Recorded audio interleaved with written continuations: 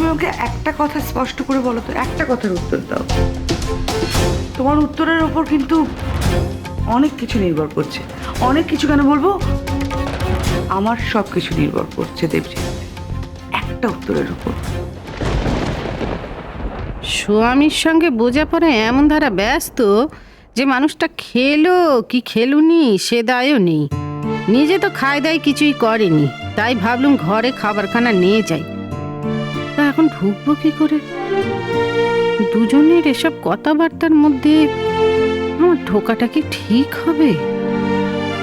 বরং একটু ডাঁড়ে যাই, কথা শেষ হলে এক ফাঁকে সাড়া দিয়ে ঢুকবো খুনি। বলো কি জানতে চাও? তুমি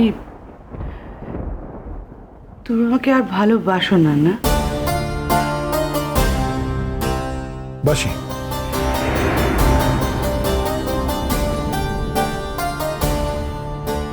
ব্যাস,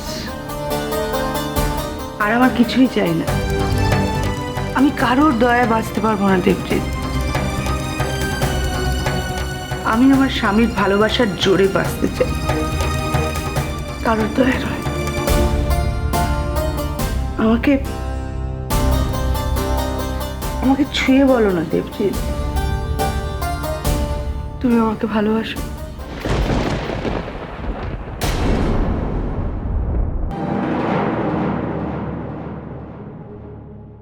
আমি তোমাকে ছুঁয়ে বলতে পারি যে আমি তোমাকে ভালোবাসি, তবে আমি রাধারানীকেও ভালোবাসি। ব্যাস, আমাদের দুজনের মধ্যে আমি কোনো তৃতীয় ব্যক্তির নাম শুনতে চাই না। কিন্তু বাকি যা আছে তোমার তোমার মনে রাখো দেবজিৎ, আমি শুনতে চাই না। আমি শুধু জানতে চাই তুমি আমাকে ভালোবাসো কিনা। তোমার ভালোবাসা আমি বাঁচবো না দেবজিৎ, কিছুতে না। তুমি পুরুষ মানুষ, একদিন পতঙ্গের মতো আমার আগুনে ঝাঁপ দিয়েছিলে। তুমি সেই তুমিই আছো, আমি সেই আমিই আছি। মাঝখানে কিছু সময় চলে গেছে, সেই জন্য সব উল্টে পাল্টে আমি কিছুতেই দেব না। যেমন ভাবেই হোক তোমার মন আমি আমার দিকে ফেরাবই, এটা আমার চ্যালেঞ্জ রইল। যেমন করে একদিন তোমাকে রাধারানীর সংসার থেকে বার করে এনেছিলাম, ঠিক তেমন করি আমি আবার রাধারানীর জীবন থেকে তোমাকে উচ্ছেদ করে ফেলবো। ফেলবো, এটা আমার বোন।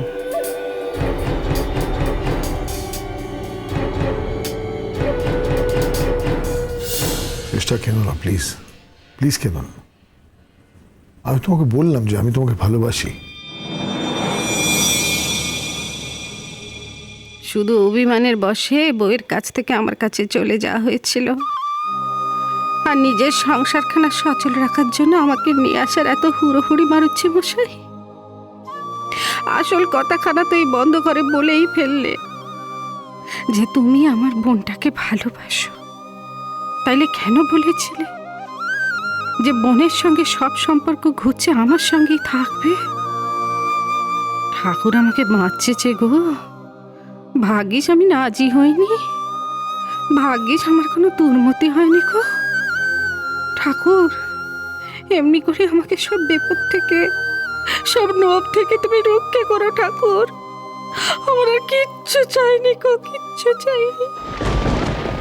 আমার এতেই হবে দেবজিৎ, কিন্তু একটা কথা তুমি খোলা মনে বলো তো, আজকের দিনে কেউ সতীনের সাথে একসঙ্গে ঘর করে? আমার মতো মানুষ কি এটা ডিজার্ভ করে? বলো না। দেখো, তুমি যদি সত্যি মনে করো যে তুমি ডিজার্ভ করো না, তো আমি তোমাকে অন্য অপশনটাও দিয়েছি। আজকে আমি অন্য কোনো কথা শুনতে চাই না। আজ শুধু আমাদের কথা, আমাদের পুরোনো দিনের কথা।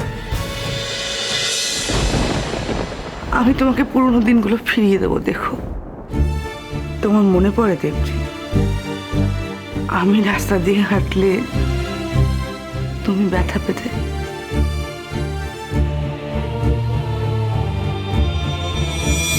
যতই তুমি আনমনা থাকো হে, আমি তোমার মন ফেরাবই। কথা বলো দেবজিৎ, প্লিজ কথা বলো। কতদিন তুমি আমাকে কাছে টানোনি? তুমি তো জানো, তুমি স্পর্শ করলে আজও আমি কেঁপে উঠি।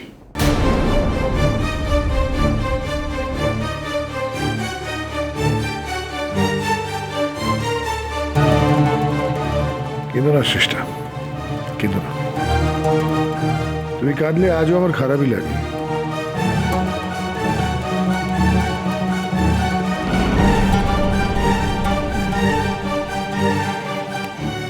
সত্যি আমার আর কিছু চাই না,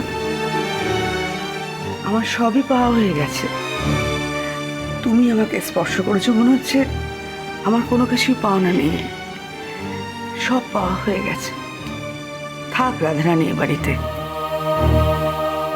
কত মানুষই তো আশ্রিতা হয়ে থাকে, ও থাকুক। আমি তো জানি তুমি আমাকে ভালোবাসো।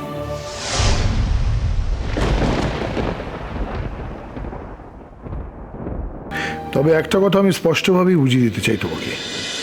তোমাকে একটু এলুম ছুটকি। স্বামী স্ত্রীর ব্যক্তিগত মুহূর্তে ঢুকে পড়তে নেই, এটা তুমি জানো না? কি মুশকিল। আসলে আমার স্বামী তোমার সঙ্গে চারটে ভালো কথা বলেছে বলে তুমি ধরে নিয়েছো ও তোমাকে ভালোবাসে।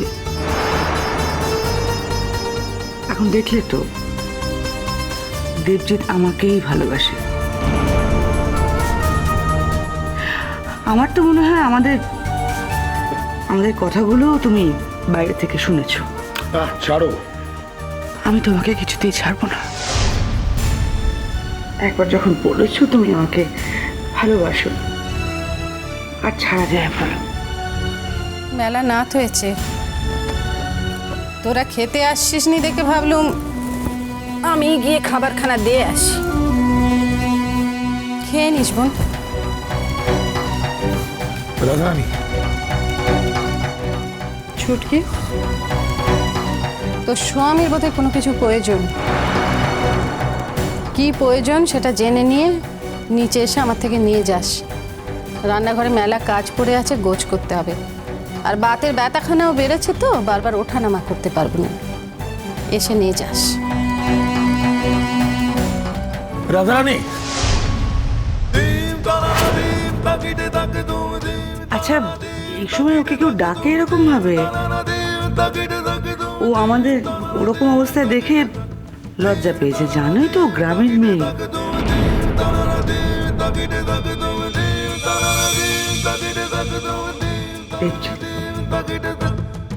তাকাও,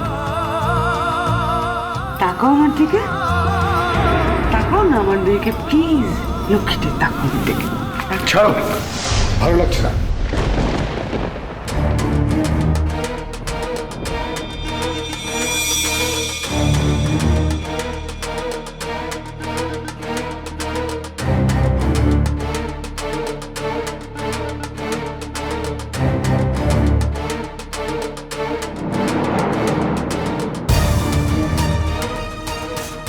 আমার যা করার ছিল করা হয়ে গেছে দেবজিৎ। আমার যাকে দেখানোর ছিল তাকে দেখানো হয়ে গেছে। এখন তুমি আমাকে যাই বল, আমি কিছুই মনে করব না। এই নতুন খেলা দিয়ে ছিঁড়ে ফেলবো রাধারানীকে আমি। লজ্জা, লজ্জা নয়, হিংসে। আমি তোমাকে ছুঁয়েছি, জড়িয়েছি, হিংসে বেরিয়ে গেছে ঘর থেকে।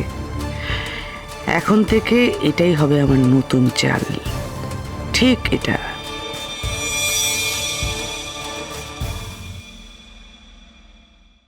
আমি নিজেও কষ্ট পাচ্ছি, আর না চাইলেও কখনো কখনো কঙ্কাবতীকেও কষ্ট দিয়ে ফেলছি। তো এটার একটা মীমাংসা করতে হবে। এটাই মীমাংসা হবে বলছিস? হ্যাঁ হ্যাঁ হবে।